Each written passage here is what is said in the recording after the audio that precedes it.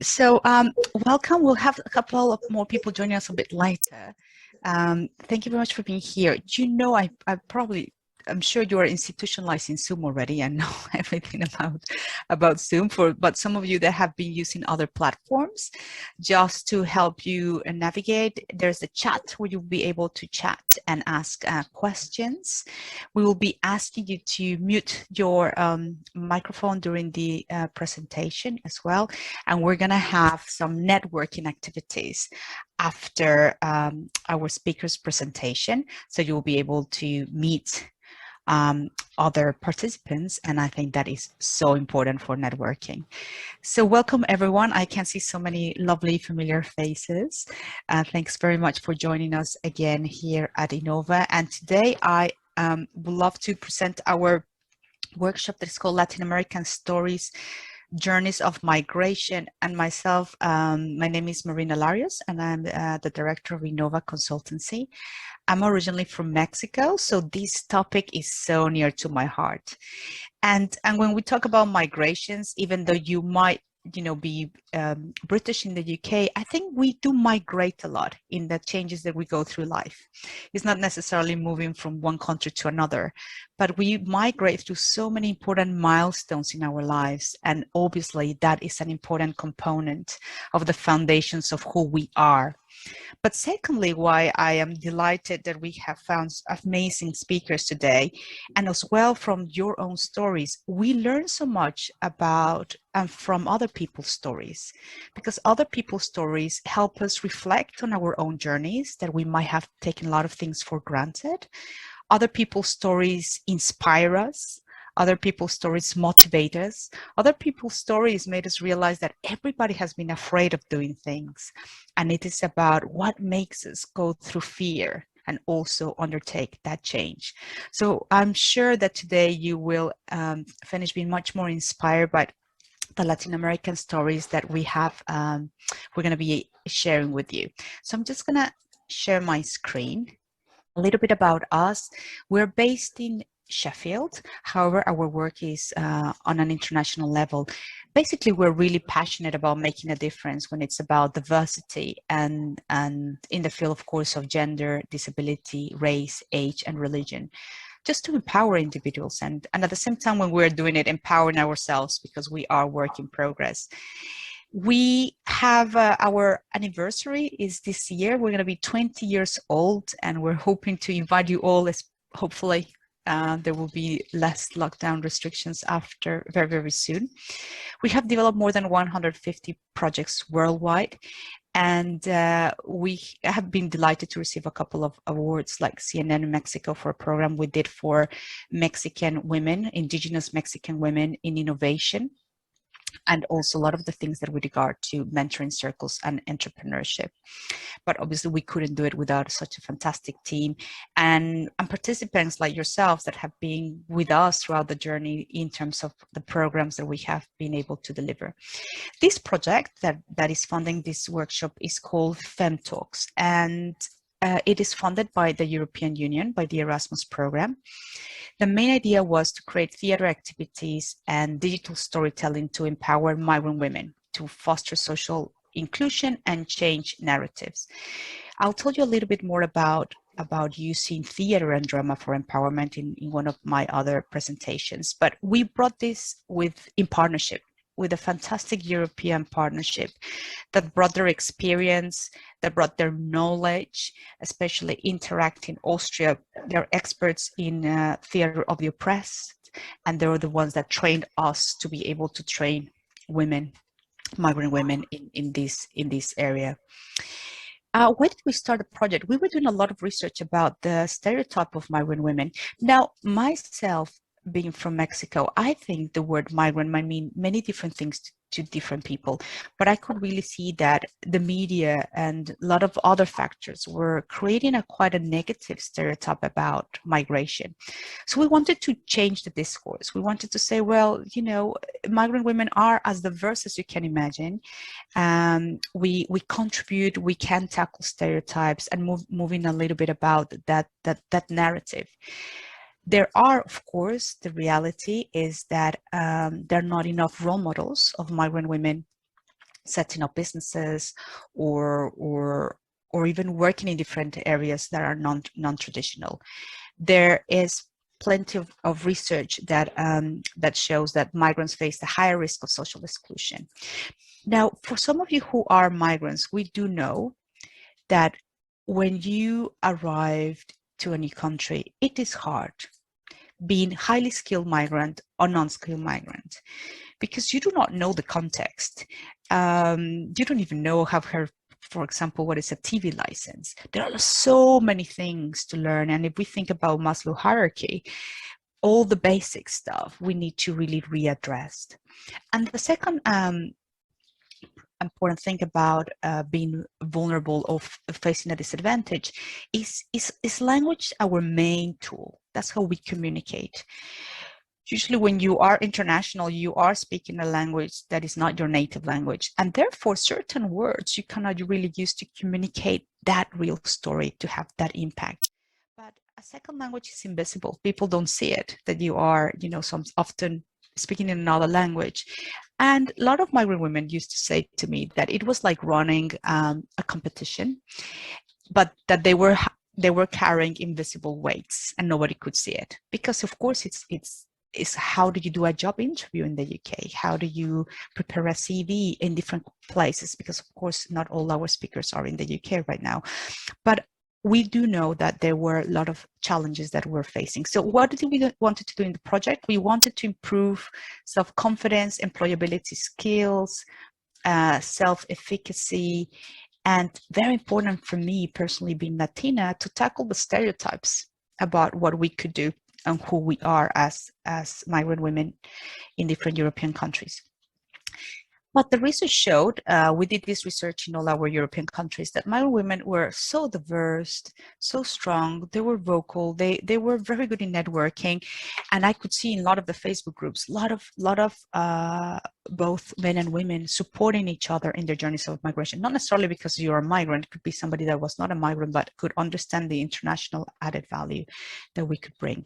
So what did we do? We did some desk research, we did focus groups, we carried out interviews. We really wanted to know what was stopping migrant women from progressing and for growing in their areas of work. We saw that participants were in search for better jobs and living opportunities. It was difficult to apply for jobs due to visa restrictions, because you were a nurse in another country, but that was not validated in the UK, or you were an architect in Mexico, but you couldn't work here, as well as we know, as other areas like dentistry. So there were some challenges with regard to the qualifications of highly skilled migrants in the new countries. It was very important to eradicate, and we saw this in focus group, about this discourse coming about the powerless migrant women, and to just become much more looking at the person and avoiding a non-judgmental understanding of what migrant women are. That's why it's so important to have our amazing speakers today. It's all about role models, it's about journeys. And something that we're going to be doing today in our workshop is this desire to create networks. I think when you move to a new country, that is essential, because you have left everything you knew right back home. So the new networks are crucial for social capital. We then afterwards developed a training program. We wanted to look at two things. One is about forum theater. For those of you who want to do more research about forum theater, you can look at it on Google. It's pioneered by Augusto Boal. And it was a very important tool for political change. What we did is we were trained in this beautiful place in Italy. For some of you who have never visited Matera, I strongly recommend it. It was Europe Cultural City last year. City of Culture last year. So a beautiful place, but it is very important, Matera, as well, for arts and culture. So we went there, all our European partners, and we were trained by Interact, who are from Austria, a specialist company in forum theater. And it was lovely, because we were so many different nationalities just being trained in forum theater. And what I love about forum theater, and you might be able to see some videos if you want to go online about forum theater, is that you use a lot of your body and situations to Revisit your story of migration to see what connects you with other cultures that have migrated. And it was so powerful. I mean, that training almost took place 2 years ago, and I can remember so clearly the migration stories and the feelings of all the people that I trained with. So we came back, and then we had to do it here in the UK, as it had to happen in Italy and Austria and Belgium. And what we found out is that it was great. It really empowered more women to see their stories. It built confidence. It increased the networks. It was this journey about when you are from another country and seeing other people's stories, you think, oh, it's not only me. Other people are sharing the same stories.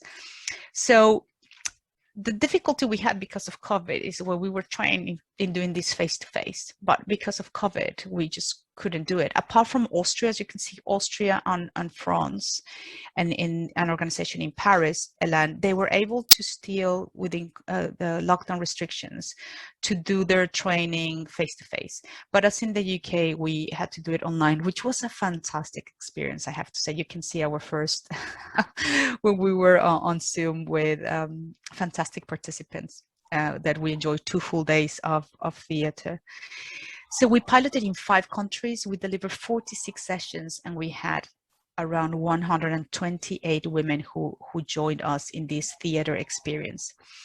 But also what we wanted to give women is the opportunity to network in a small group with other women and find out how they could support each other and share their stories. Some of you who have participated in our circles in the past, the methodology is to bring a small group of people, in this case were my women, and the idea is about asking questions. And I love this quote of Nancy Klein: in the presence of the question, the mind thinks again. So if I say I'm really having difficulties in finding a job, and somebody asks me, so anybody else you think are having the same difficulties? It makes me think about myself and about how I'm perceiving my challenges compared to others. It changes my narrative. It changes the way I'm addressing the challenge. And that was very, very positive. Here are some images of the circles that took place in different countries. And it was lovely when we spoke to our European partners to see the impact, which was very similar impact we were having in the variety of countries, independently of the language. And of course, the women who were in the program came from all over the world. We had, with the circles, that was a very, very elite, very small intervention. We had 36 sessions, and we had more than 50 participants. Finally, for those of you interested in training others, we had a guide that is about how to facilitate circles, how to facilitate forum theater if you work in NGOs or you're a volunteer and want to see how you can do this on our website. And of course, more information that Babette, my colleague, will put in the chat. You will be able to go to our website and get that guide from there. The last part on this project, we wanted to tackle stereotypes and have more journeys of migration. So on the website, there's a way for migrant women to tell stories, to upload their profile, to talk a little bit about their journey. And we just wanted to share this with the European Commission as well, because there's a very big campaign about integration. And we are part of, tackling this stereotype of discourse and having more role models, more migrant role models, sharing their stories with us. So that is the project. The website, if you can add it on the chat, Babette, please, the website, for people can go afterwards and check more about what we have done. It's the end to today's, the final conference of this amazing project that certainly for me, being a Latina myself, show me, and I learned so much about my own journey, but also realizing that there's such a beautiful network out there of people willing to share stories and learn from each other. So that takes me to our first speaker. Something I really wanted to do is invite speakers to share their stories for 2 main reasons. One, of course, to give them more visibility, because they're doing great stuff in entrepreneurship and education, and also for you to be able to ask questions to them and learn from their own journey.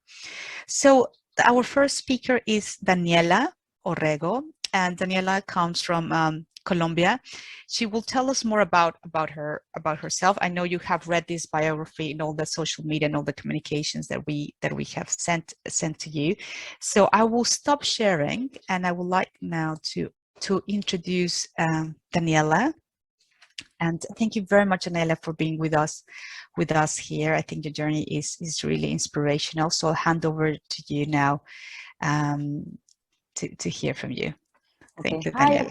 everyone. Let me share my screen. Okay. Can you all see it there? Yes, okay. We can. Yeah. Do you want to see? Do you want to go to the next screen to see if we can see the second one? Yeah, there we go. Yes, that perfect. Works like that. Yeah. Okay. Yeah. Okay. So hi everyone. I'm Daniela. I'm the co-founder of Laura Crisps, along with my amazing co-founder Natalia. She's also going to talk later on. I'll hear a little bit more about her story. But for now, I want to tell you a little bit about Laura Crisps and my journey into the UK and how I ended up creating a plantain crisps company in the UK that is selling worldwide. So this is what we'll cover today. We'll tell you the story about Laura Crisps, a little bit about networking, challenges of being an international entrepreneur, and I wanted to end up with some actual practical guides that can help you if you are looking to starting your own business, or if you're just an international person in the UK. So Laura Crisps, we started in 2019, and I ended up university, and as many other people, I had no idea what I wanted to do with my life. I just knew I wanted to connect the two countries that I loved, but I had no idea how or what. There was no jobs out there that could give me what I wanted, and was bringing the best of Colombia to the UK. So in 2019, I was working at the University of Sheffield Enterprise. That was one of my many part-time jobs during university.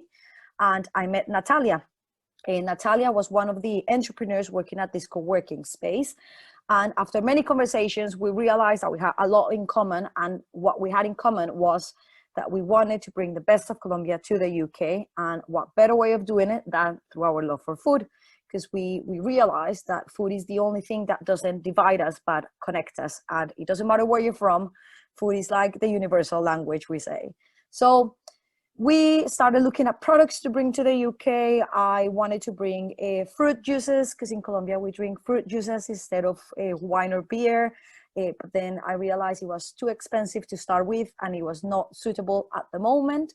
But then we came across plantains crisps, and we in June 2019, this idea came to life, and we started with a lot of different designs, as you can see in the picture.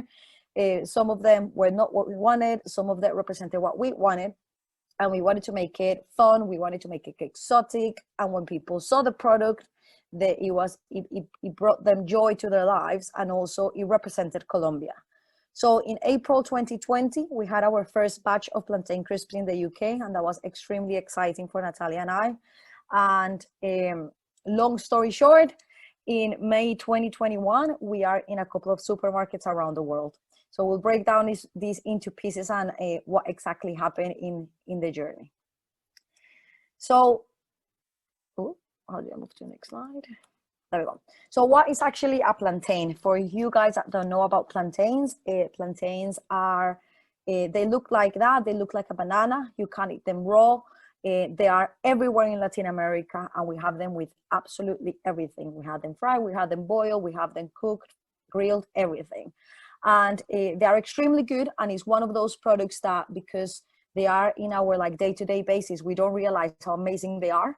And it was just until me and Natalia were talking that we realized Natalia's husbands love plantain crisps, and my best friend, I've been to Colombia twice, she always brought plantain crisps back. So we saw the opportunity and the amazing thing we found in plantains. Plantains, we eat them slide, and we put a little bit of flavor. So that's what they are. Right now we have 4 incredible flavors, and each flavor represents a region of Colombia. So for example, we have the salt, Isipaquirá salt, Quimbaya limon, the lime one, Urabá sunshine, and the Latin Chile. So we wanted to make it really fun. You can see in the packaging, it says made to the rhythms of Colombia, but at the same time is attractive to everyone. We also wanted to make the brand around a parrot. So for you guys that don't know, loro means parrot in Spanish. And we wanted to make sure we had a brand ambassador, which is Pepe, our little blue parrot. So these are some of our distributors at the moment. So we are in the UAE, we are also in Japan and in the UK. I think what we wanted to create with this company, and as migrant entrepreneurs, we believe that there's no borders, that borders are just limitations you put to yourself. So we wanted to make an international brand. And that's why we are selling a Colombian product based in the UK and selling it worldwide. So that's that for everyone in Sheffield. We're in a couple of places. La Mama, which is a Latin American restaurant in Sheffield, which is absolutely incredible. We're in a couple of deli stores. So yeah, definitely take a look if you are around. There we go. So I think I wanted to speak a little bit about the importance of networking and how that can build up our immigration journey. So we as entrepreneurs or as migrant women in the UK, networking is key, and it's not what you do but who you know. And I know that sounds really cliche and everyone talks about that, but it's completely true. We wouldn't be where we are right now if it wasn't for our friends and our network. And when we first started the journey, me and Natalia came together and we started talking about who we knew that could help us with this. And that's how we managed to get packaging. That's how we managed to get the funding, presentations, and everything like that. For example, the picture in the middle is about, it's in Hallam University, and we were invited because we knew someone there and they wanted to hear more about our story. So networking is key, and it is quite challenging sometimes. And I feel for us, it's more about learning what's your best way to network. So for example, I like to network more on the back end. I'm a bit, I don't like to approach people that direct. But that's a way of networking. So having someone numbers, messaging them, being there all the time, LinkedIn, whatever you feel comfortable with, just finding your way to network, it's key to growing your own business and to learning about your own journey in the new country where you are. I think challenges of being an international entrepreneur and an international woman in the UK are key. So I think the three I wanted to talk about is the cultural differences, the funding, and loneliness. I think in cultural differences, and I know a lot of you will resonate with me, is that it's quite funny sometimes where you come about situations that you have no idea about. And we have faced this in the UK plenty of times. So yeah, little things like, for example, crisps and chips. Like before I moved to the UK, chips were crisps for me. And then when I came here, it was crisps. And I didn't even know how to pronounce this word. And I have a brand that is called Loro Crisps. So it was about learning how to do all of these things. But you change all of this and make it into an advantage. And this is where we bring it into networking. And it's because we sound different, we look different, people will remind us. And in a lot of events that me and Natalia go, we are probably the only woman there in a sea full of men in suits. We are tiny, we look a bit more brown, and we sound different, and people will remind us for that, and we take that into our advantage. And also in terms of cultural differences, because we are an international brand, we understand and we can adapt. So we can manage expectations between clients, which is absolutely key in business. We understand how Colombian suppliers work, how their culture work, and also at the same time, we understand how our buyers in the UK work and their expectations. And I feel as a migrant entrepreneur, that's absolutely key, trying to balance expectations between the different parties. In terms of funding, being an international entrepreneur, that has been a massive challenge. I started with a visa in the UK to start my own business, and that has brought many, many challenges, a lot of opportunities, but a lot of challenges. But at the same time, this is where your networking comes about. And for example, with us, we took our networking from our own university and found ways to get funding to start the business. We managed to get a couple of grants here and there, and that's how we started. But funding has always been a challenge as an international entrepreneur in the UK. And then finally is loneliness. A lot of people think that the entrepreneur journey is very fun, and but at this, most of the time it's just you behind a laptop, and it can get really lonely. And also being migrant, you put on top that you don't have your family there, that you don't have your language there, that you don't have that you grew up with. So it can be a really, really lonely journey. So that's why I feel sometimes like having a co-founder, it's key to mitigating this loneliness, and also just building that network of people you know and that understand you. So, for example, in my case, I have my little Colombian group in Sheffield that I talk to them about. I can speak my own language, and that give me that little bit of like home that you need sometimes.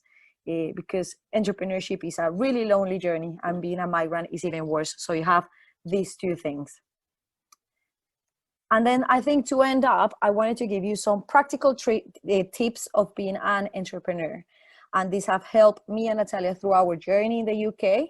And I really hope they help you. So if you want, take note. So to create, you need Canva. Canva is one of the best softwares out there at the moment. It's free to use. That's where we create all of our graphics. And funny enough, that's how we created our first logo before we actually had the funding to work with a professional graphic designer. So Canva is, I think, is a must for anyone really. And then Pinterest, sometimes as an entrepreneur, when you're lonely and you have no creativity, you need to look for inspiration. So Pinterest is fabulous for that. So to create, I recommend these two. Then to network, and this is where I start again about how important networking is. I use a lot of Facebook groups. I remember when I first moved to the UK, the first thing I do was Colombians in the UK, and I found 100 groups. I joined them all. And sometimes they give you tips and tricks of how to live in the UK. And also it's the same with entrepreneurship. If you put on Facebook anything you want to talk about, there will always be a Facebook group. Join them, don't be scared, people won't see your face. And it's the same with Eventbrite. In Eventbrite, I have found amazing networking events in Sheffield or around the UK that you can go and you meet new people, and people don't know who you are, so you can start from like a clean slate, which is quite nice sometimes. To communicate, I've always been keen on promoting LinkedIn and having a nice LinkedIn profile. I think you'd be surprised how many people don't use LinkedIn for their professional networks. But if you're a migrant in the UK, it's key. I found many business through LinkedIn and with emails. And this is where culture plays a massive role. So for example, back in Colombia, people don't use emails as much as we do in the UK. They take forever to reply to emails, but in the UK, it's absolutely essential. So it's understanding how these different cultures work and just adapting to their, to the way they work. So LinkedIn and email, massive recommendations for anyone. And then finally, I've always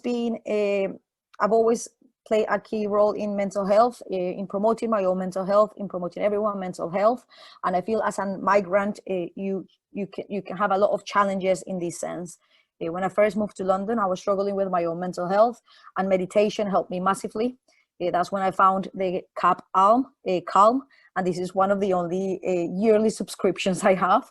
But meditation has been absolutely incredible. To understand a little bit more how your brain works, and when you're in a new country, you really need to calm down sometimes. And the 5-minute journal is really cool. I do it almost every day, and you just write 5 bullet points you want to achieve for the day. It's about reflecting, understanding yourself. So I really like these two if anyone wants to give them a try. And then finally, I feel like as an entrepreneur and as a migrant, we always need to have that student mentality, always asking questions and learning every single day.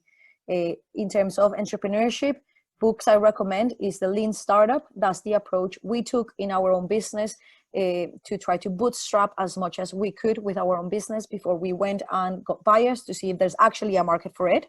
And then the second one is the mom test. And it's because sometimes we ask questions and everyone is always gonna say yes. If you ask your mom, she will say it's fabulous, but it might not be a fabulous idea. So it's about how to ask questions. podcast. These two are absolutely incredible to listen about entrepreneurship stories. A lot of them are about migrants. So if you have some time, please listen to the two of those. And finally, if you want to learn any new skill or anything like that, Skillshare, it's incredible. You can get 3 months for free, and there's videos about everything. And I feel as an entrepreneur, sometimes we don't have the answers for everything, but little Googling can get you there. So I just want to end up, if you guys want to give our plantain crisps a try, there's a discount code there. It's called Inova 10. You can order anything from our website, and that is it. If you have any questions or anything like that, please connect on LinkedIn or just email us, and we can answer anything you want. Thank you, guys. Thank you very, very much. I'm just trying to do finding my reactions, my clap hand, which I love that. Thank you. That was fantastic, Daniela. As always, so inspirational. We have time for one question. If anybody has a question for Daniela, you can add it in the chat, and also we'll have time towards the end to ask more questions. Anyone would like to ask Daniela a question in the chat? If not, I have one for you, Daniela. Do you think you would have, if you would have stayed in Colombia, do you think you would have set up a business? Probably not. And I feel sometimes you don't see the opportunities until you are outside. And when we explain what plantain crisps are, we also take the example of, for example, tortilla chips. Tortilla chips have been in Mexico forever, but it was just until a Mexican probably went abroad and found out how amazing they were for people that didn't know about them. They saw the opportunity, and that's what we saw with our own business.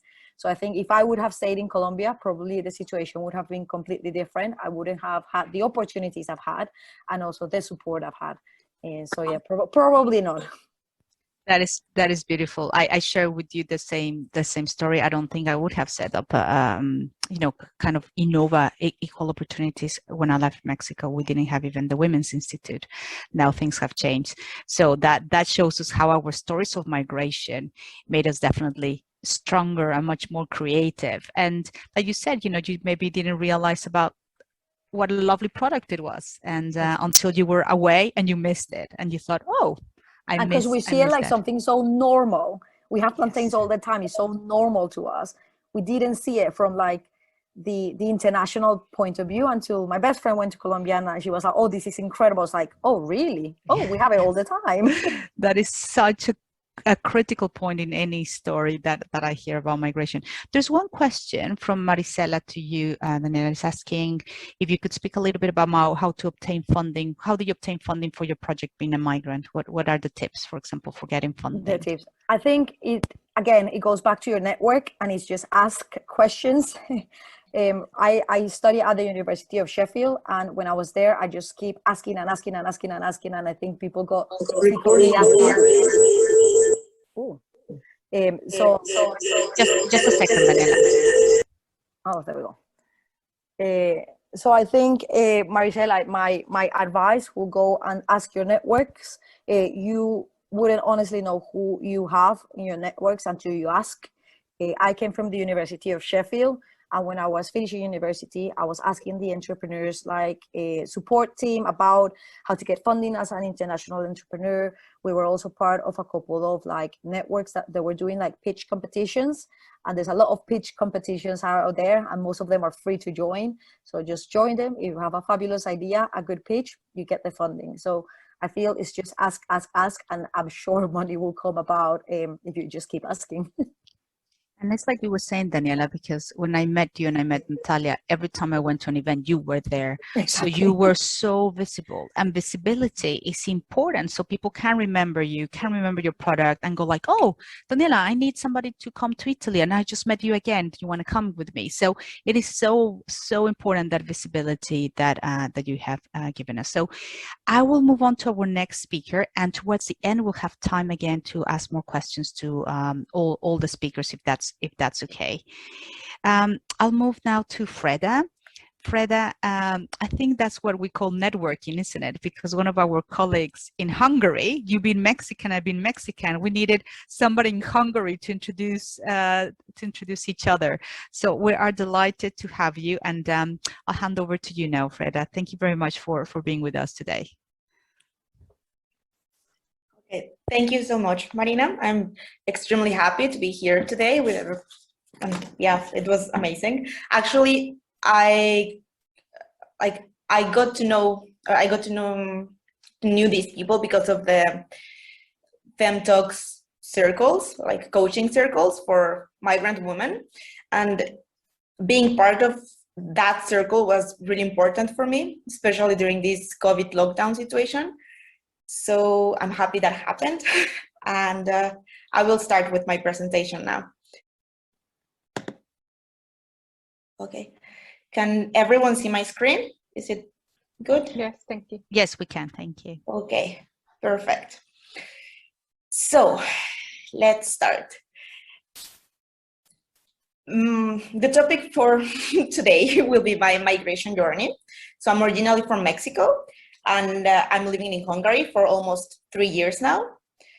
I have an alternative title for this presentation, which is How I Found my Alebrije.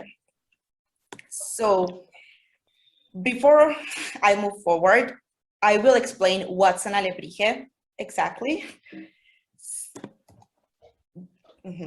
So in the picture, you can see a sculpture of an alebrije. An alebrije is a Mexican, like, spiritual guide animal. So I will explain from 2 points of view. So on one side, if we speak about beliefs, there are some population in Mexico that believe that when you are born, you have like this spiritual animal that it's made out of different animal body parts and different characteristics from the animal world. And you can't see it, but it's very close to you and it guides you through life. And once you're dead, this same spiritual guide will help you cross over to the land of the dead or something like this. If you've seen the movie Coco, it's a Disney film, then maybe you're familiar with it. In this film, they portray the alebrijes in a nice way. Like, they're very colorful and they're important because when you die, you don't really know where you should go, or even through life, you don't really know which direction to follow. And alebrijes are supposed to be like this intuition or help you through life.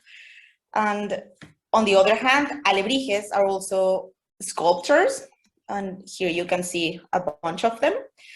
So they're made out of paper mache, which in Spanish or Mexican, we call it cartonería.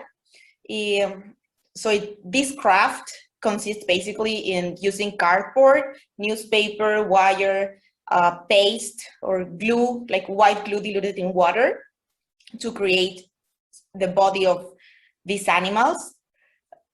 And later on, you use paint to make them super colorful. So they're always very, very colorful, and they have all sorts of patterns. Yeah. So for my last project as an artist and educator, I would say, I was inspired by alebrijes from both sides, from the spiritual side and from the craft of cartonería, to create a workshop for migrant women to discover their own alebrije. Because for myself, discovering an alebrije, or my alebrije, it means that I could like look into the eyes of my own spiritual animal to help me finally find my way in life somehow.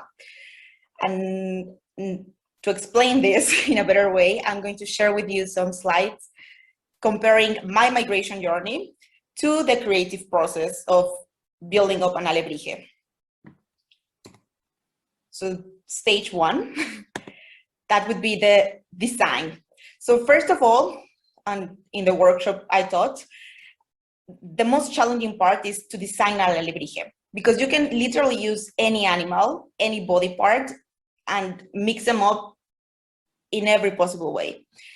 So for the alebrije, for making an alebrije, you should decide what parts and what characteristics of this animal that you're choosing are important to you. And then you start playing and you mix them and you make a picture, like a drawing, to know what's the thing you would like to achieve. Like, how should this animal look like? Maybe you can start thinking about colors even, but the most challenging part is to know what part should be where.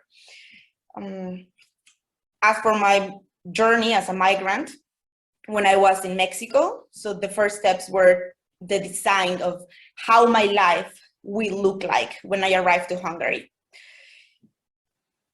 I had three main goals in my head. First was a career in dance. Second was to finish my online studies, because I was still studying my bachelor degree. And I was completely sure this was a short-term mobility. Like, I knew I wanted to go there and study a little bit, dance, and like have the taste of Europe, but I didn't want to stay here forever. Like, that was not the plan at all. The second stage, once you have your drawing, your beautiful picture of, wow, like, what's your goal? You have to start making the body, if you speak about making an alebrije. So to make the body, you need to use wire, and you have to shape the wire, and also use cardboard to make the structure first. And once you have a structure, you can start using newspaper and glue, or like sticky paste, to make it harder. You give it volume and you make it stronger, and then after a while, after many layers of work, you have a strong base and you have a creature. Like, now you can actually see something. And this is very challenging, because from the drawing, you have an idea of what parts you need to make and how could you make them. But when you actually start putting together the head and the body, or I don't know, you think maybe you want some huge wings for your alebrije, but when you just realize that the body is too small, so if you use these huge wings, then the body will collapse because it's not strong enough, or there's no balance. So moving to my life as a migrant, when I was actually here, like when I arrived to Hungary and I was like, okay, now let's do this, I realized I had no clue of, like, I don't know, how the experience would actually be. So first I tried to follow the plan, like go to your dance trainings, keep studying, I don't know, stay focused. But I realized that there were too many new things for me. First of all, the language. Hungarian language is, I don't know, like, it's the most strangest, I don't know, the most strange language on earth, or something like this. So the grammar, for instance, I will just use this short example. In Spanish, we have to make up a sentence, like to create a sentence, you actually have like a person and a verb, and you need a subject, and I don't know, like, you have different parts and you use different words for each part of a sentence. In Hungarian language, you have one root, and then depends if you want to say that this is my pencil, or it's her pencil, or this is my pencil on the table. For example, you have to use the root of a pencil, then add the person, and then add the place where it's placed, like on. And it's one single word. So this was completely like mind-blowing. So first, language. Most Hungarian people out in the city don't speak the language. If you go to the city center, yes, they will speak English, or Spanish maybe even. But if you go out there, like you want to meet people or make friends or just find someone to talk to, if you don't speak Hungarian, it's very likely you won't be able to. So language, and then exploring the city, because I love going out and I love meeting people. And in Mexican culture, we have this thing that you go out to a square, you sit down on a bench and you just see life passing by. And that's really nice. So I was doing also that here, and that led to many, I don't know, like unexpected things. And when I started facing these unexpected situations, such as the wings that doesn't fit the body, I realized that these unexpected situations were, some of them were extremely negative and some of them extremely positive. And both forced me into making decisions about the original plan, like the things that were happening, changed my perspective on my plan, on myself, on the idea that I was aiming to create. I don't know, like the idea of my life. And that was very, very strong. Most of the negative, or there is a specific negative situation that if you go into the FemTalks platform, you will be able to read about this story.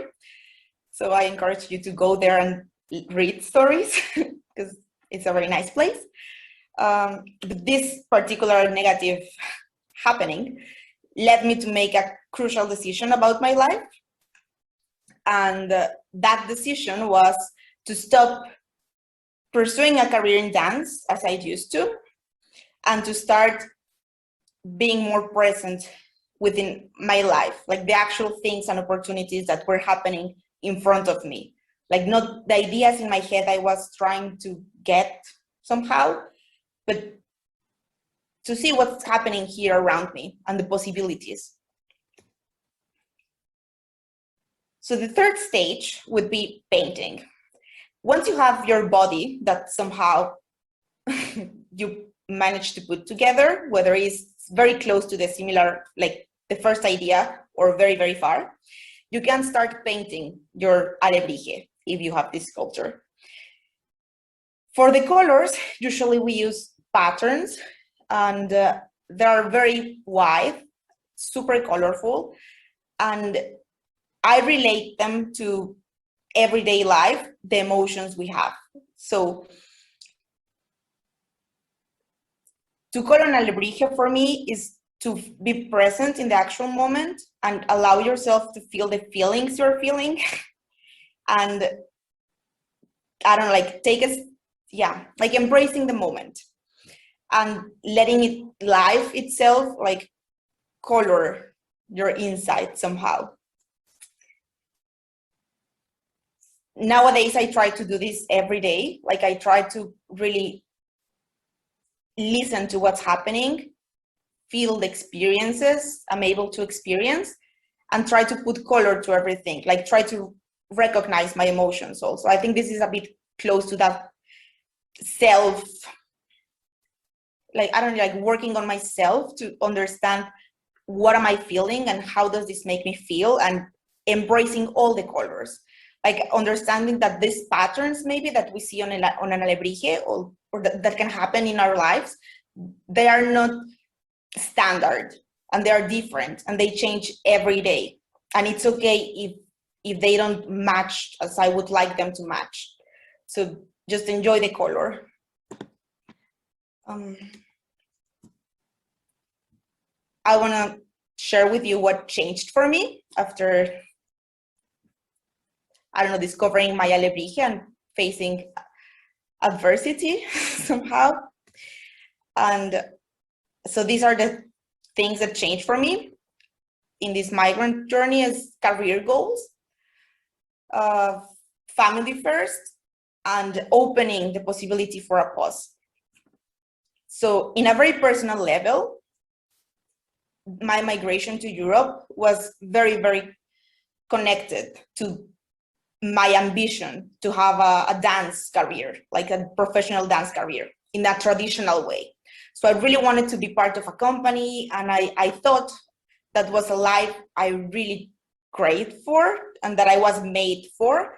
But actually, when being here and after having experiences here as a professional dancer as well and meeting other people, I realized that's not the life I really want to have. Like, it sounded good, but it's not the real thing for me. I also realized that family means a lot to me. Being away from them made me realize that I actually care about connections and family and feeling part of a community. And then the possibility for a pause, I think it's very important, because in my life, for a dance career, they always tell you since you're very young that you have limited, like there's a gap in time and you can only achieve greatness in this frame. And if you are too late, then that's it. Your life is over and there are no chances for anything.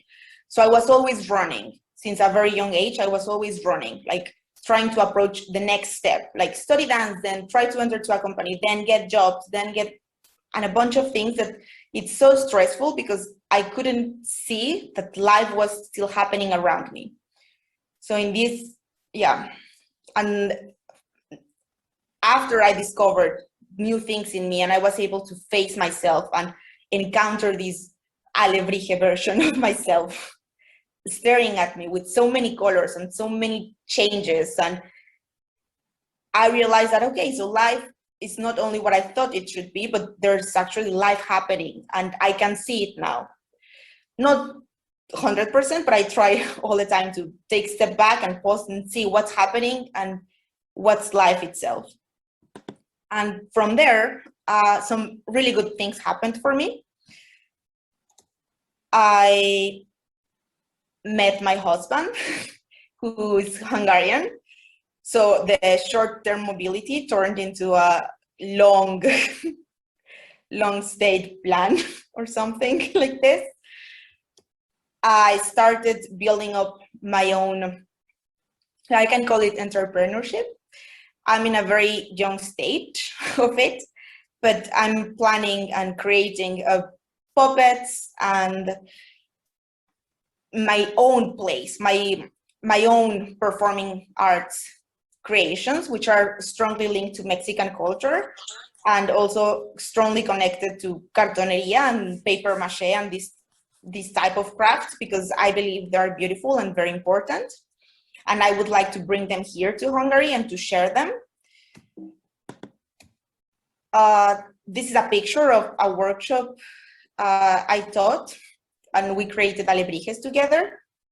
And that was very inspiring because I realized that using the motif of an alebrije and just putting the idea out there helped other women to reflect about themselves and create beautiful things and have a moment to express themselves. So it was a very nice experience.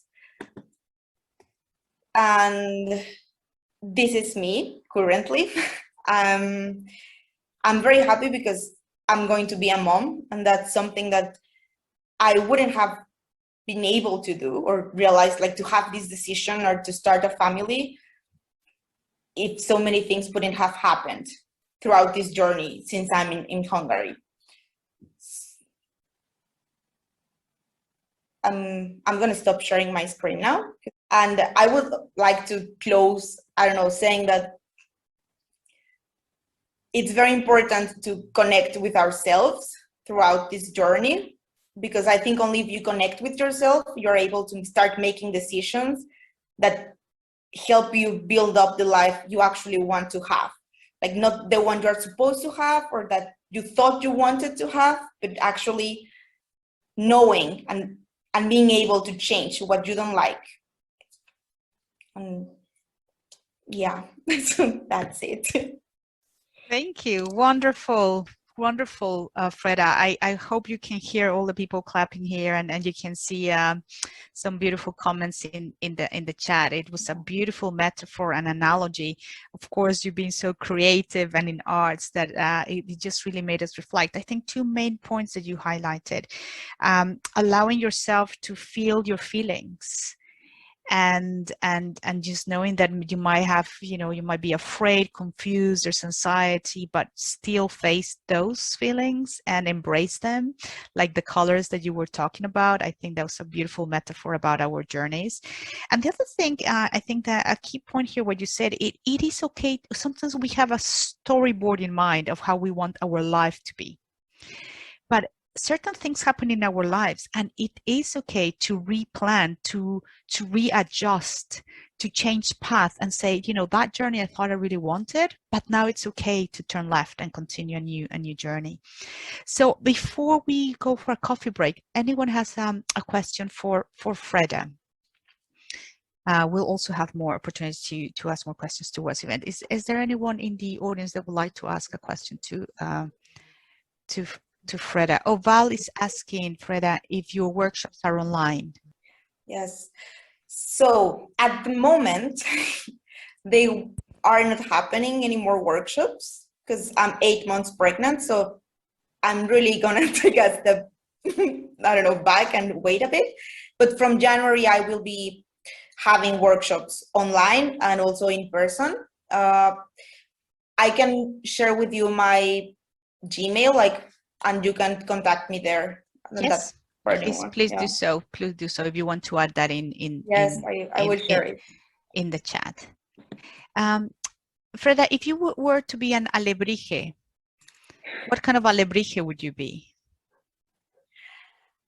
I think it's a great question. I think of like a bird, like definitely like a bird. The body would be a bird with very big wings, maybe the head of a fish. The legs would be like a frog, and very colorful. Fantastic. Thank you very much, Fred. That was fantastic. So inspirational. And when I spoke to Fred, I wanted to share the, you know, for some of you that have not heard about this word alebrije, because it's a beautiful piece of art in Mexico. And every time I go back home, I just love seeing them. They're so mystical and creative and spiritual. So thank you very much, Freda. So we're going to have a coffee break now. It's 11:03. So we're going to come back at 11:13. So I'll just put here 30 minutes back, please, for you to get a coffee. And then we are going to continue our stories with Natalia, who will then share her story about Panela. So enjoy your coffee. See you back at 11:13. Please be back on time. We'll start at that time. And thank you very much to our speakers so far. It's so exciting. Thank you. Natalia is our next speaker. I think I met Natalia maybe 10 years ago. And I was always, you know, surprised by how much, as I said, she was in all the places I was going to. But for her faith and belief, I think when you talk about entrepreneurship and you see success, you don't realize that behind every single story there's a lot of effort and hard work and dedication. And I think that's what I have seen definitely in the journey of Natalia, all the hard work and self-belief that has always been in her idea of entrepreneurship and her own story. So I'll stop sharing my screen so I can hand over to you, Natalia. Hi, everyone. Thank you so much for inviting me to speak today. You know, Daniela and Freda have been amazing speakers as well, and I'm just very honored to be talking with them in the same event. It's been amazing to reflect on my own journey, just listening to Freda talking about the alebrijes, and I just can't stop thinking how my alebrije will actually be after all the things that have happened to me along my journey as a migrant in the UK. So I will share a little bit about, you know, how I happened to be here and how did I decided to create a business, not only one but two, like a crazy person. So yeah, I came to the UK. I'm from Colombia originally, and came to the UK in 2010. I came here because I wanted to learn English. I wanted to kind of step out of Colombia, where I felt that I couldn't really be or explore who I was myself. I had a lot of pressure. And I don't know how it is in your countries, but especially in Latin America, and especially in Colombia, people are subject to a lot of pressure to be, to do, to go one step and then another step, as Freda actually was saying in her presentation. So I felt that a little bit too much for me, and I wanted to explore more opportunities, explore the world. And I decided to do that just by coming and learning English, really. I was a lawyer in Colombia, and I was working in the court. I had a specialization, and that was kind of my career path at the time. And everybody was expecting me to continue to be a lawyer, and that was kind of what I saw myself doing, because the fact that I decided to study law as a degree, that was kind of my stamp for life. Because once you decide to do a career in Colombia, you are put in this little box, and it's very difficult to step out of it. So it was amazing for me to actually come to the UK and realize that people, no matter what they study, they could do anything they want in terms of doing a master's degree in something completely different, or go into another job where it's not a requirement to have especially that career. So for me, it was kind of an eye-opener, but I wasn't ready at that particular moment in time to actually listen to that. So I decided to study English, and then I decided to do a master's degree as well. But I did my master's in criminology, which was very much in line to what my career path and everything else that people were expecting me to do, doing. So I stayed longer than I was planning, and I did my master's degree. But while doing that, I realized that actually I am an entrepreneur, and I can't deny it. It's inside me. It's been with me all my life. I grew up working in my mom and dad's shop. They had a shop selling clothes, and I used to work there during the weekends and my holidays, and I used to love selling and interacting with people and being there. So even though I decided to go on a completely different career path, this thing kind of kept coming back to me. I like buying and selling things. I like interacting with people. I like fun. I like business.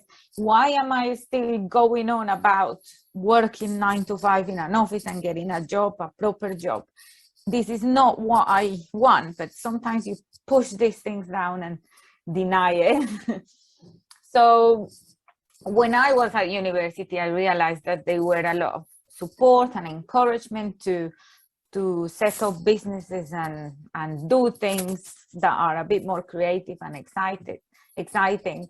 And I remember that when I was 8, 10, 11, 12, always when I was very young, I used to always sell things. So I used to sell ice creams, cakes, you name it. I sold everything when I was a kid. So I thought, I wonder if I could do something that could generate income for me, because it was difficult to get a job at the time. I was working as a waitress, paying for my university fee. It was very, very tough.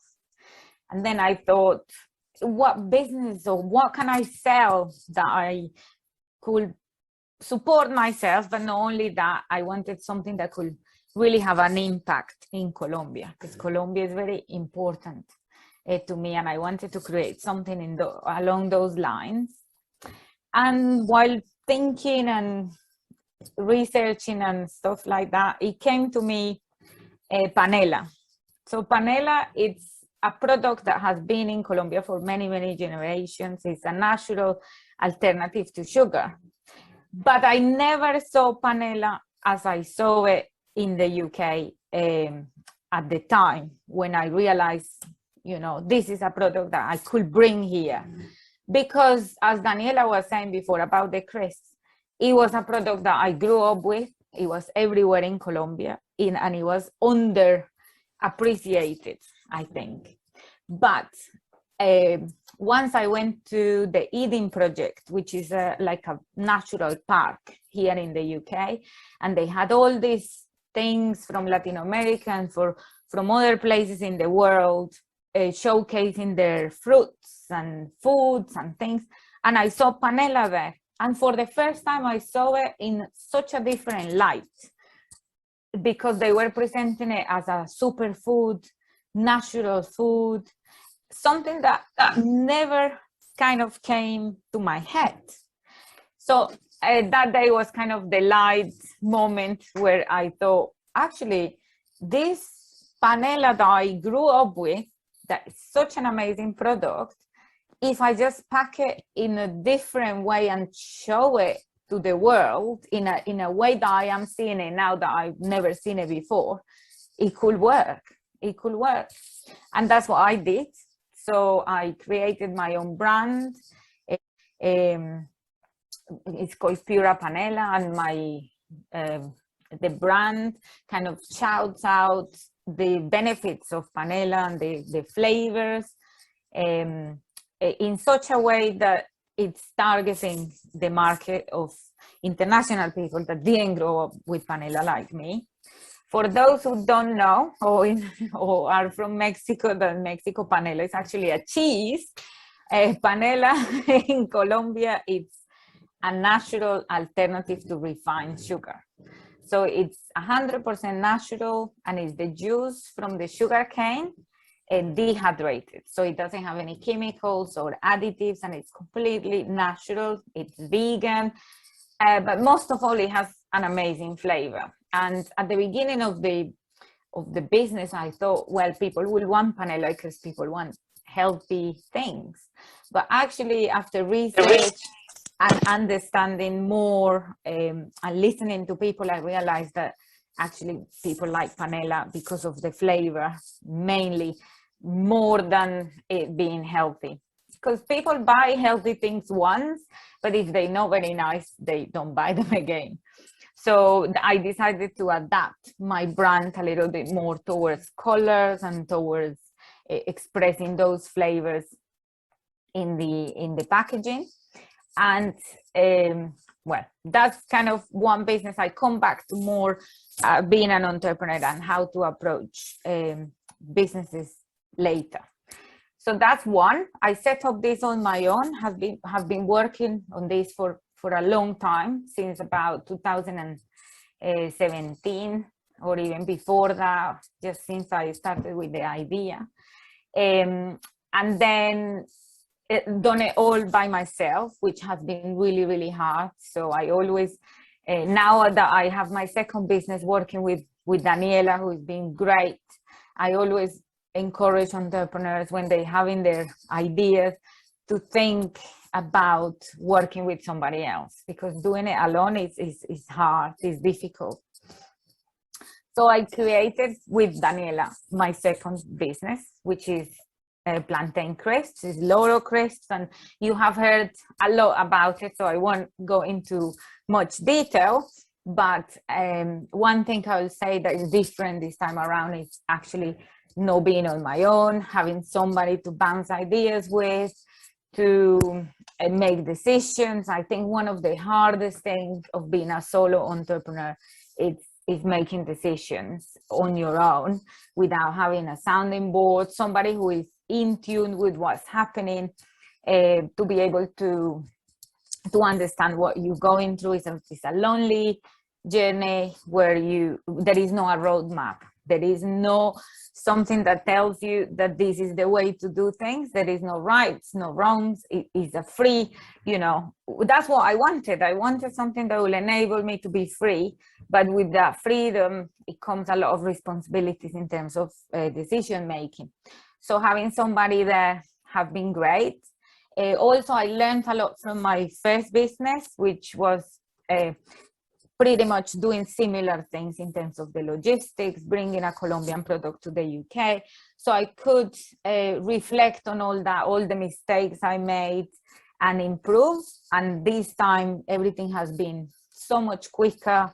The things that I have managed to put in place to make the business progress a bit faster is great. So having Daniela on one hand and having the experience of having had another business is just very crucial for the business to be able to grow a little bit faster. I am very proud that we are female founders, and you met Daniela today, and We are two women in business, and we are very proud of that.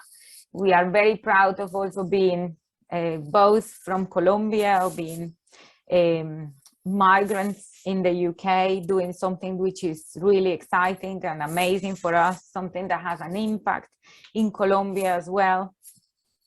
And we want to make the most of that and be different, and don't be afraid of being different, as Daniela was saying.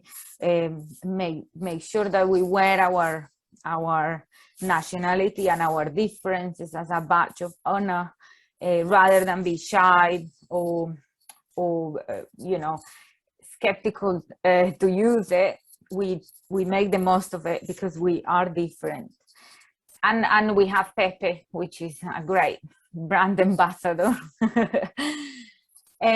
So I wanted to just kind of say, in terms of entrepreneurship, if people who are joining us today want to go on this career path of being an entrepreneur, I have to say, the first thing that you need to understand is that the vision that you have is your vision, but you have to be prepared that nobody else will see that vision or understand what you want about until it's done. And that's a difficult thing to get your head around, because when you are starting something that can be a little bit crazy, or people don't see the end of it as materializing, it could be quite disheartening. But if you have the vision, you have to be prepared that nobody will actually see that vision until it's done. And when it's done and all the hard work is done, they will be like, oh yeah, that was a great idea. You were actually right. I know what you're doing now. But actually it takes a lot of time, courage and resilience to get there.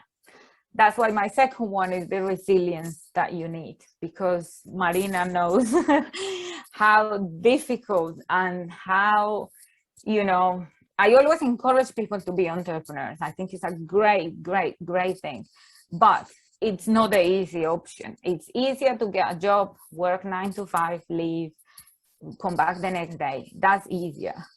But having the resilience to actually fall down and pick up yourself again and fail again, it's hard, but it's very rewarding as well. So you have to have a thick skin.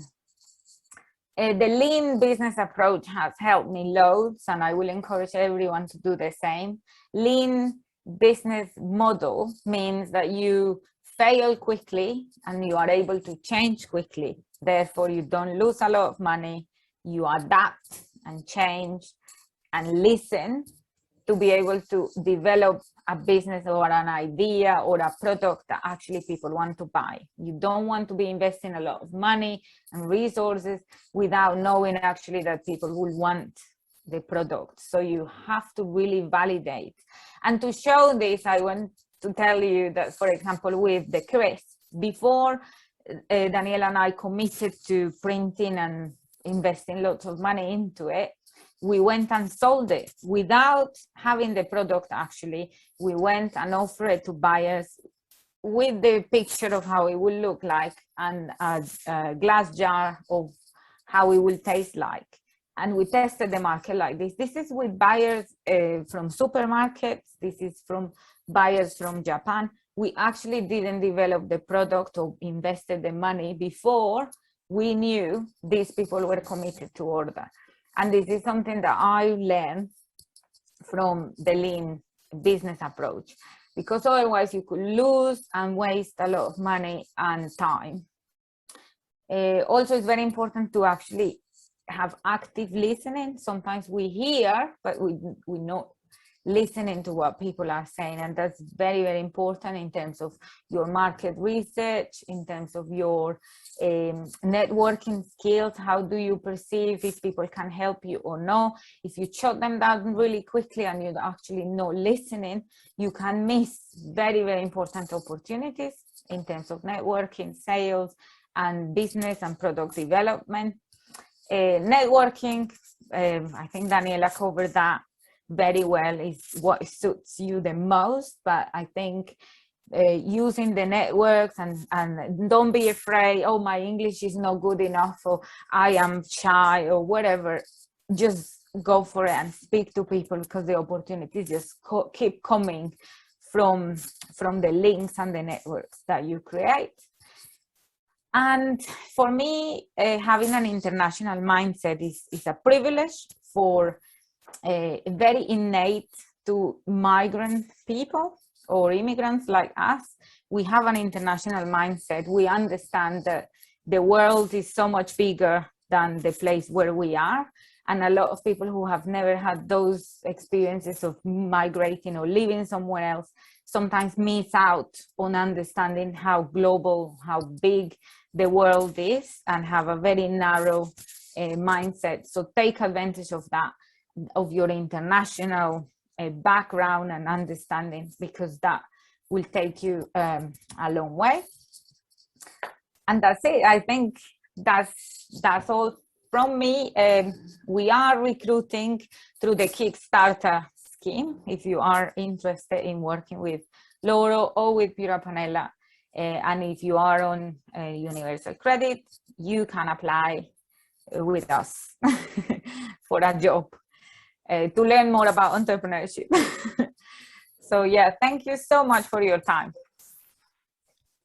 Thank you very much, Natalia. It was a fantastic presentation, and just 2 points I just want to highlight from what you're saying, and I think is making you reflect about how building the Laura Crisps from Panella help you a lot. So how, in terms of becoming a serial entrepreneur, the first part of it was kind of like a very important stepping stone for your next business.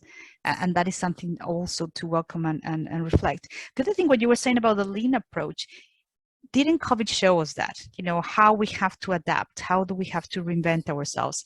And for some of you that are here that are not running businesses, but are currently working or thinking of applying for a job, I think the skills that you need for setting up a business are the same things that you need when you are in a job. And that was what is called entrepreneurship. That ability to adapt, to solve problems, to network, to connect.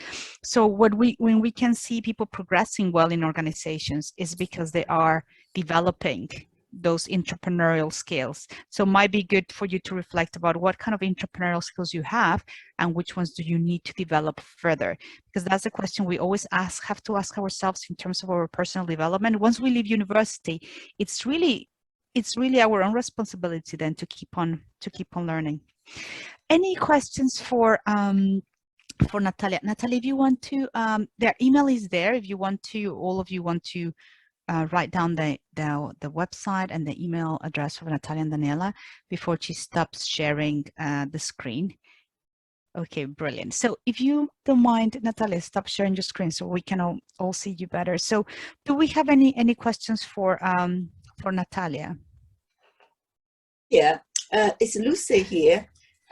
Quite like to ask you a question. Is about is that you are for a factory in UK to produce and put in the market, or you are kind of and this a factory for someplace else?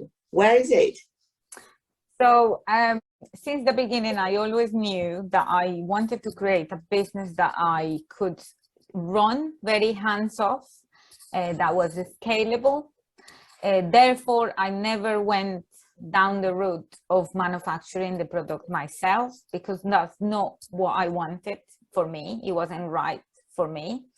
So I have found the right partners to work with. And for example, the crisps, they are manufactured in Colombia, which is also a very important part of my business. And Daniela and I, we always have this in mind, is how can we have the biggest and the most positive impact in Colombia?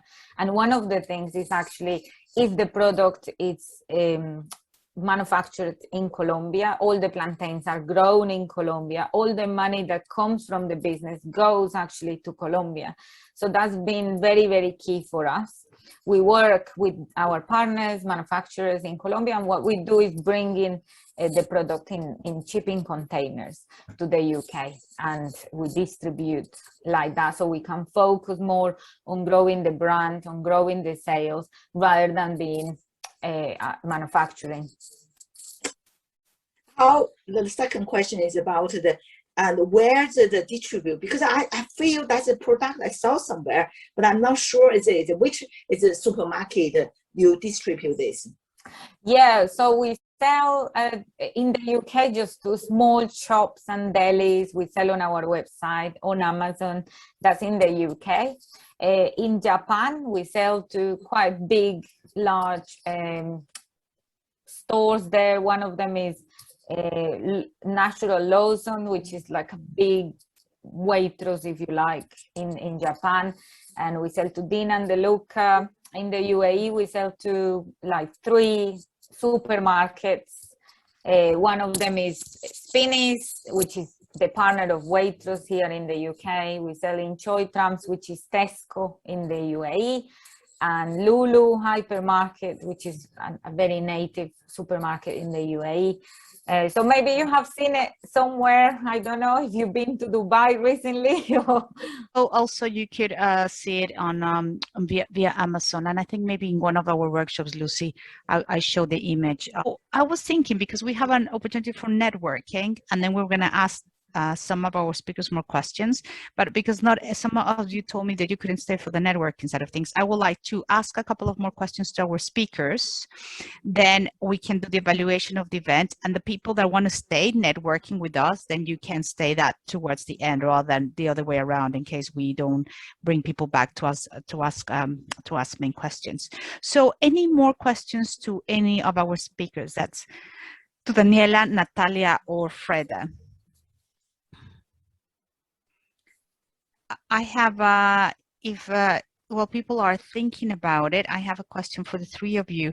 So have you spotted any business opportunities open to you as a result of COVID-19? Who do you want to answer first? Whoever would love to answer first. Leave the floor to you. Let's start with you, Natalia. Okay, well, we actually set up Loro Crisps during the pandemic. So this is a bit crazy, but we were already kind of in the process of creating it, and the pandemic didn't stop us. And the opportunity that created for us is actually being more focused on business to customer relationship that at the beginning perhaps wasn't what we had in mind. And you know, sometimes you just have to do whatever it takes, and going on selling on our website. Daniel has been great doing the marketing campaign to promote it, and people have been very responsive. So we sell a lot through our website to other countries as well. Selling on Amazon, I think, was one of the things that even with Pura Panela, I wasn't really keen on. I wasn't interested as much, but when the pandemic happened, and I was stuck in Colombia for 6 months, I thought I need to sell this thing, and people are closing the shops where I sell. What do I do?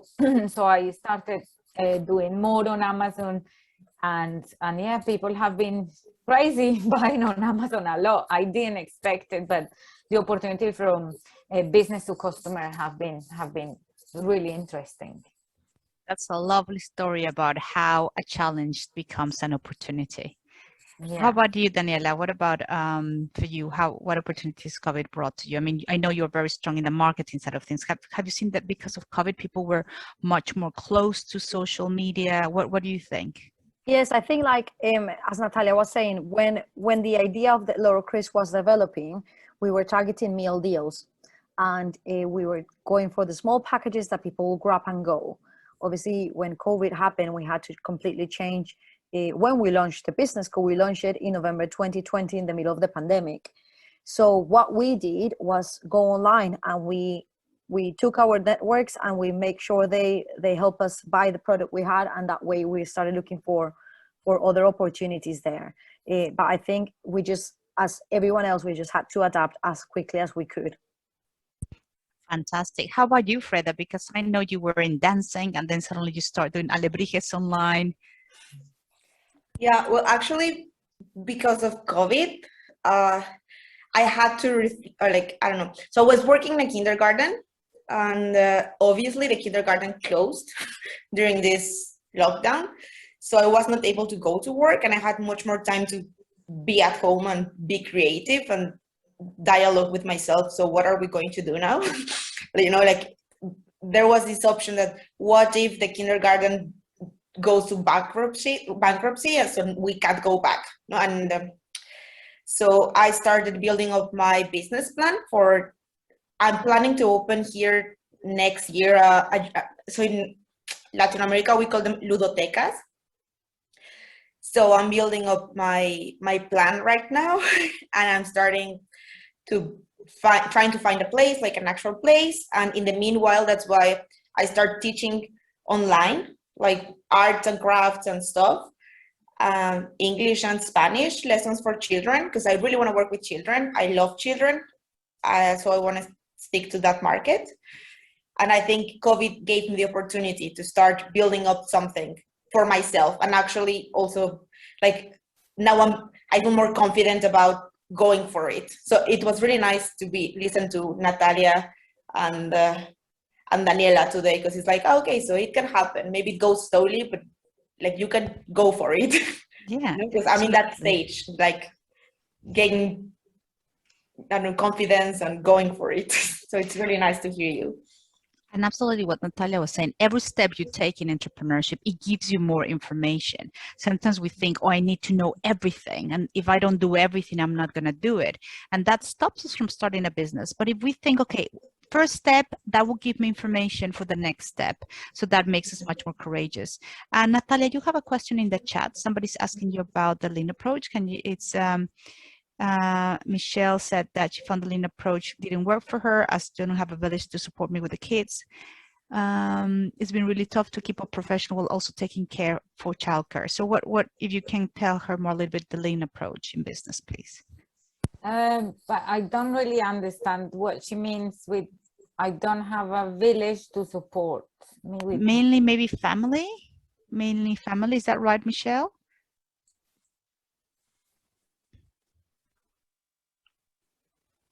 Michelle, are you there? So you can help us clarify the question.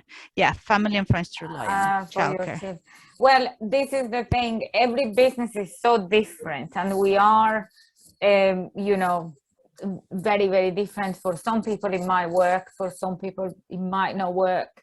It's not about the lean approach or the business plan. It's how you actually make it work for you and with your family. And if you have other responsibilities and other jobs, perhaps the way to kind of think about this in your case is, if you don't have family support to kind of go all in a business, is it worth it for you to invest all your time and money in creating something that is ready? The lean approach, what it says is like, don't invest all your resources before you know that this is a potential product that people want. So if I see that you don't have the opportunity to commit fully your time and resources, with more kind of, I will be saying more, don't just go all in and invest all your money and all your resources, because you might not have the support to be able to commit. So just do it little bits and fail and maybe try again, or change a little bit the model to be able to adapt it to your living condition. Because otherwise then it could be a bigger failure if you are not able to make it work. Thank you, Natalia. And Daniela, you wrote there some bibliography to read about the lean approach, right? I saw it in the chat. Can't find it now, but I know you wrote it there somewhere. Yeah, that's the book that explains a little bit more about how the lean approach works and how you can apply to like your business idea. Thank you. Any more questions for our speakers? Because I have like 30 million to ask them. So, but I would love if you have any other questions to ask our speakers.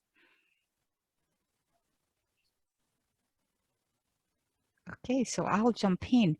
If you could go back you know, when you started this journey, and this question is for the three of you, what advice will you give your younger self about this business journey? So you will face Natalia 10 years ago. What would you tell to that Natalia, or the same thing for you, Daniela and Freda? Should we start with Daniela this time, please? I think my main advice is in terms of networking.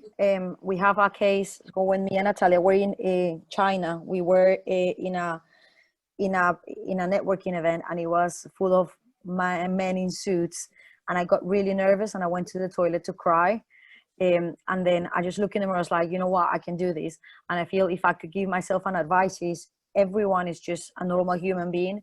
They probably go back home to watch the same telenovela that I watch, and they eat the same things that I do, and just not be scared about this. I don't like to talk a lot about the imposter syndrome, but just believing a little bit more in yourself, and that you are the right person for that business. I think that would be my main advice if I would start everything again. Mm-hmm. Thank you, Daniela. Very powerful. How about you, Natalia? If it was me, my younger self, I would say to myself just to be free, just enable yourself to be more free. I know that's kind of a bit cliche, but with all the pressures from society that especially when we are a bit younger, now I can see how that perhaps affected me and my decision making. And even though I have always done whatever I want, or at least I think I do, but enabling myself to be free even from a younger age, I think it would have been brilliant. I think I came to that realization a little bit late in life. How about you, Freda? I think if I could speak to my younger self, I would say loosen up, you know, like relax, because like life is going to happen anyways, you know, because I did suffer a lot from, I don't know, wanting to get everything right from the start, you know, and if everything, I don't know, like everything collapsed if I couldn't just follow step by step as it is meant to be, or as I thought it was meant to be. So definitely like loosen up, relax, and just let things be. Fantastic. That's really that. I think there are a lot of things in common there, right? Going back to 10 years ago and to tell ourselves everything will be all right. You just have to trust more. Everything will fall into place. That's a beautiful message. So what I will do is, Babette, if you can add the evaluation form here in the chat, please. For those of you who cannot join us in networking, I will appreciate if you could complete this evaluation form for us. It's a funded program by the European Commission, and that means that part of the funding requirements, we need to evaluate our sessions. So if you're staying for our networking event, you can complete that at the end, but if you have to leave us now, I would appreciate if you can complete it. So if you want to continue networking with our speakers, you have the information from them. Unfortunately, we don't have a lot of time. I would like to send you all to Zoom rooms just for 10 minutes, 10-15 minutes at the most, so we can finish at the latest, maybe 5 minutes running late. Just for you to share, it's going to be a very small group. Anything, any change, it could be your migration story for 5 minutes. So you have to be very focused and something that you learn from that change. And what I'm asking you to share that is that when you hear how other people have really benefited from that change, it will make you reflect on your own change. So it doesn't have to be 5 minutes. You can only say for 3 minutes. The change I want to share with you is I moved country, I took on a new master's, I set up my own business, and this is what I learned about this. And why I'm doing that, because as all the speakers said, networking is crucial, getting to know other people that can help us throughout the journey. So I will ask Babette to send you to rooms, but if you can also send me to any room that you want me to go to, and then we'll just have time. Now, if there's someone not from Inova, my team, just make sure there's one facilitator that makes sure that you don't talk more than 5 minutes, right? That is maximum 5 minutes.